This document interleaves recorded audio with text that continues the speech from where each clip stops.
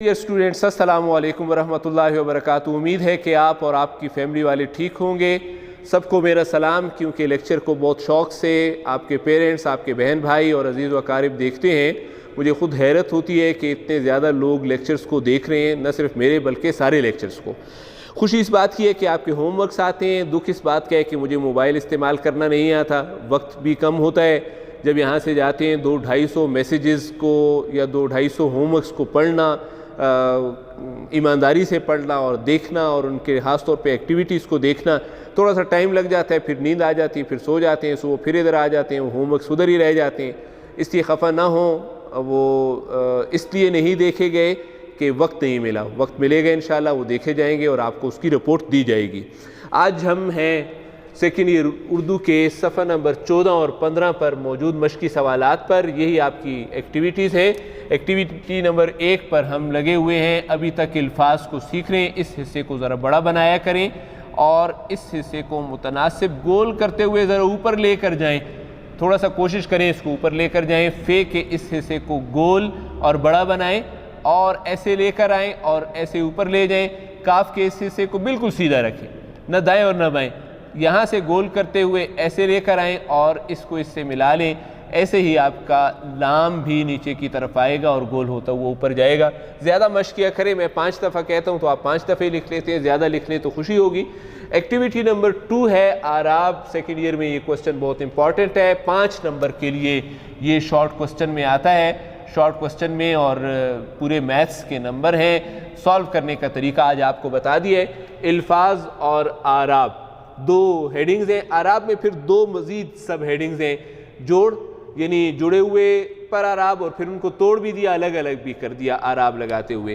پھر آپ کو جمادات پہلا لفظ لکھنا پڑے گا۔ یہ وہ الفاظ ہیں جو آپ کو پیپر میں یا ایکسرسائز میں دیے ہوئے ہیں، 5 الفاظ جو دیے ہوئے ہیں یہ وہ ہیں، اور ہر ایک لفظ کے بعد آپ نے ایک لائن خالی چھوڑنی ہے، کیونکہ آراب لگانے ہوتے ہیں تو یہ نہ ہو کہ اوپر والے لفظ کے آراب نیچے والے لفظ کے اوپر آ جائیں، یہاں پر زیر ڈالا ہو وہ اس کے اوپر زبر بن جائے، تو اس لیے ایک لائن کا فاصلہ درمیان میں، ہر ایک لائن کا فاصلہ آپ نے خالی چھوڑنا ہوگا۔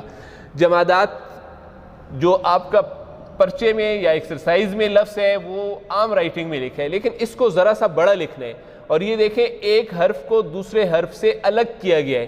الگ کرنے کی وجہ یہ ہے کہ دیکھیں یہ جمادات جیم اور میم قریب قریب ہیں، الف بھی قریب ہے، یہاں پر دور دور ہیں۔ وجہ کیا ہے؟ تاکہ جیم پر اس کا زبر ڈالوں، میم پر زبر ڈالوں، الف ساکن ہو تو آراب اس حرف کے اوپر ہی آئیں، یہ ایک حرف کے آراب دوسرے حرف کے اوپر نہ چلے جائیں۔ یہ آپ دیکھ سکتے ہیں یہاں پر۔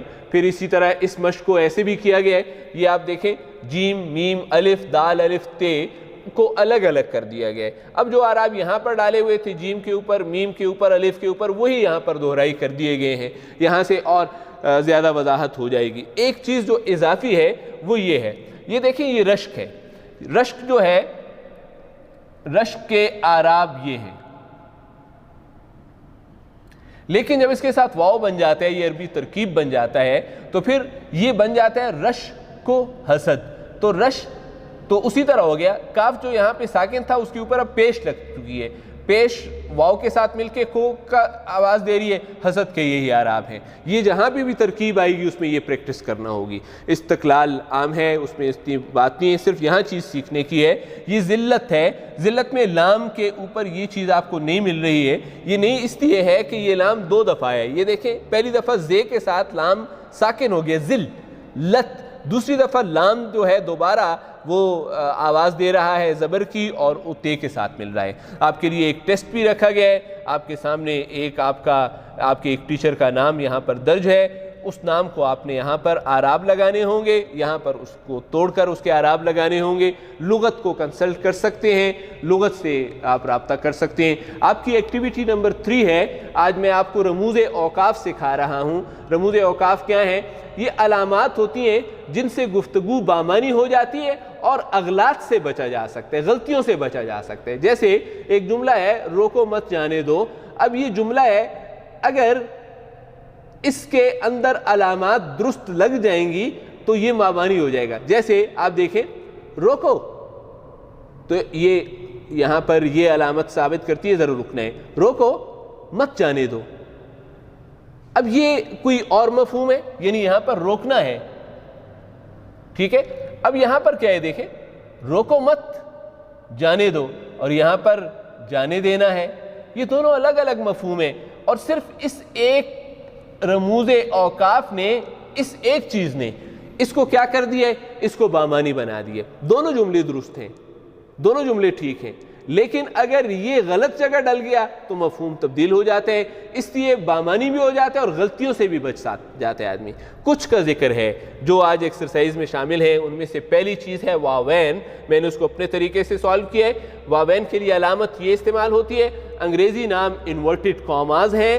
تعریف اس کی کیا ہے؟ نمبر 1، جب تحریر میں کسی کا قول نقل کرنا ہو تو اس کے آغاز اور اختتام میں یہ علامات لگتی ہیں. نمبر 2، کسی کتاب، رسالے یا مضمون کا نام ہو تو وہاں بھی لگتا ہے. مثال، قائد اعظم نے فرمایا انورٹڈ کاماز کام، کام اور بس کام انورٹڈ کاماز بند.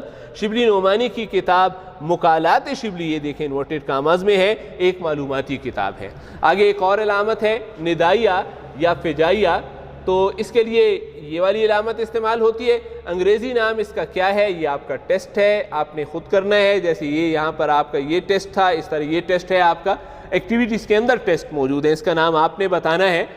تعریف اس کی کیا ہے؟ مجھے آتا ہے نام. تعریف اس کی کیا ہے؟ تعریف کسی کو مخاطب کرنا ہو تو، مطلب کسی کو بلانا ہو اس وقت، مثلاً ارے یہ علامت آ گئی، سنو. یہ میں ہمیشہ 2 دفعہ ڈالتا ہوں تاکہ نظر آ جائے. ایک دفعہ تحریر کے اندر نظر نہیں آتا ہے، دیکھیں پھر یہ کام کرنا پڑتا ہے، ذرا ڈارک کر کے لکھنا پڑتا ہے اس کو. اور پھر جذبوں کے ساتھ بھی ہوتا ہے، جیسے محبت، نفرت، خوشی، غم، غصہ، تحسین، تنبیہ. شاباش، تحسین ہے، تم اچھا کام کر رہے ہو.